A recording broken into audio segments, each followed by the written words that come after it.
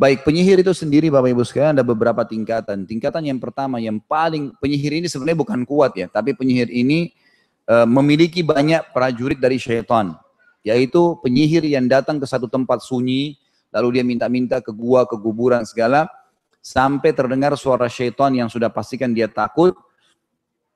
Maksudnya orang ini, manusia ini takut, lalu kemudian dia mengatakan, iya saya iblis, iya saya syaitan, kau mau apa? Lalu dia sebutkan, saya mau ini, saya mau ini, saya mau ini. Nah biasanya kalau yang dia panggil itu iblis, iblisnya datang dan ada iblis ini rajanya syaitan. Dia memiliki kerajaan-kerajaan, anak cucunya banyak, gitu kan. Nah kalau seseorang itu, penyihir itu menyatakan kufur kepada Allah, dia bilang misalnya, iblis bilang, kalau kau katakan kufur kepada Allah, kau bilang kau beriman pada saya akan kasih kamu kerajaan jin syaitan yang di Jawa Barat misalnya. Jadi seperti itu. Maka dia bilang, kalau dia berani dia mengatakan kufur naudzubillah kepada Allah. Maka ini orang seperti ini biasanya memang dia berani sekali melampaui batas, sudah jelas kufur, dan ini biasanya di akhir hidupnya dia akan jadi tumbal. Di akhir hayatnya nanti dia akan mati, tapi matinya mengenaskan. Itu dengan cara syaitan, ya itu dengan caranya. Itu konsekuensinya berat. Ya, tapi seperti itulah, itu syarat-syarat yang mereka sepakati.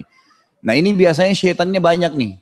Dia buka praktek, banyak syaitan yang disuruh sama dia. Kan itu, karena dia memegang si iblis. Iblis cuma minta syarat kufur kepada dia. Kadang-kadang malam Jumat dia memberikan darah hewan tertentu, dia sujud pada iblis. Sebagaimana sabda Nabi SAW, jangan sujud habis subuh sampai terbit matahari, maksudnya sunnah ya. Dan jangan sujud habis asar sampai terbenam matahari, karena iblis sedang mengeluarkan tanduknya, dan para pengikutnya sedang sujud kepadanya pada saat itu. Jadi ada ibadah-ibadah yang mereka lakukan. Yang kedua adalah kalangan penyihir yang datang meminta tolong kepada syaitan. Mungkin bukan iblis, dia cuma panggil syaitan-syaitan tertentu. Jadi kalau dia panggil iblis, iblisnya datang. Kalau dia panggil syaitan biasa, siapa saja di sekitar gunung itu, gua itu akan datang. Syaitan-syaitannya, tapi sudah memastikan dia takut. Maka kemudian dipanggillah sama dia, lalu datang. Lalu diberikan syarat-syarat. Nah ini biasanya tidak dinyatakan kufur, tapi perilakunya kufur. Misal dikatakan tadi, kamu harus menyembelih selain namanya Allah. Kamu harus menghinakan Al-Quran.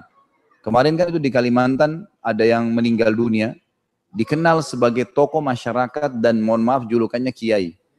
Subhanallah, sering orang kalau mau jadi pejabat datang ke dia, orang kalau minta apa suka sama lawan jenis, sama dukun tapi gelarnya kiai. Kebongkar, Allah permalukan dia pada saat meninggal. Subhanallah, ada satu kamar di rumahnya, nggak boleh orang masuk, termasuk istrinya, nggak boleh masuk ke situ. Tidak boleh masuk ke situ. Waktu dia meninggal, baru dibongkar sama anaknya, sama istrinya, kedapatan di ruangan itu busuk sekali, bau kencing, bau macam-macam kotoran manusia. Dan ditemukan di lantainya banyak Al-Quran yang disobek-sobek. Dan ternyata syarat syaitan yang mau memberikan kepada dia apa yang dia minta, Quran harus dirobek, dikencingin sama dia, dihina. Subhanallah, dipermalukan sama Allah, kena penyakit berat pada saat meninggal. Itu terjadi, seperti itu. Nah jadi golongan penyihir ada juga yang lebih di bawah sedikit, tidak kufur tapi perilakunya perilaku kufur, tadi menghina Al-Quran dan seterusnya. Ada penyihir yang level ketiga, ini banyak merata biasanya. Penyihir ini yang datang kepada orang-orang yang belajar sihir atau teman-teman dia yang pernah belajar dari orang-orang lain, lalu saling menukil lah. Nah ini umumnya biasa untuk suka lawan jenis, anak-anak SMA biasa kalau di Indonesia, dia nggak paham, gitu kan.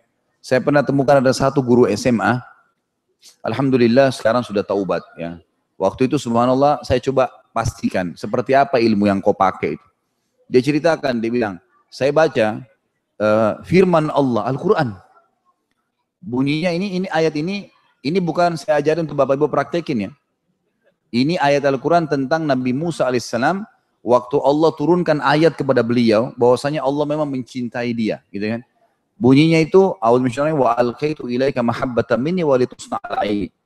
Wahai Musa, kurang lebih artinya, aku telah ya menjadikan kau hai Musa penyejuk penglihatanku. Ini kalimat Allah SWT gitu kan kepada Musa alaihissalam, dan juga agar aku mencintaimu. Di sini karena ada kata-kata ain dalam bahasa Arab. Wa alqaitu ilaika mahabbatan minni wa litusna ala aini. Karena dia tangkap aini itu adalah mata, gitu kan. Dia tangkapnya itu adalah mata, maka dia bilang, dia diajarin sama orang tadi yang dianggap gurunya dia, ya ini guru SMA nih yang ceritain sama saya. Kemudian diajarin agar dia baca ayat ini sambil melihat lawan jenisnya, gitu kan. Kemudian dia tidak berkedip sampai perempuan itu berkedip duluan. Nanti akan suka, gitu kan. Tapi syaratnya, ada syaratnya. Ayat ini kalau dibaca, tengah-tengahnya, saya nggak usah kasih tahu penggalannya nih. Nanti ada yang praktekin bahaya. Penggalannya itu, dipenggal ayatnya, dimasukin nama orang yang dia suka. Kemudian dibaca, baru diniatkan dalam matanya untuk supaya kena kepada orang tersebut. Dan benar, syaitan yang ada di sekitar situ, yang mendengar dia membacakan dan dia niatkan sihir, ditunggangin benar. Perempuan itu jadi suka sama dia, dan akhirnya dia jadi percaya dengan sihir. Ini perilaku. Nah ini penyihir yang ketiga banyak nih di Indonesia.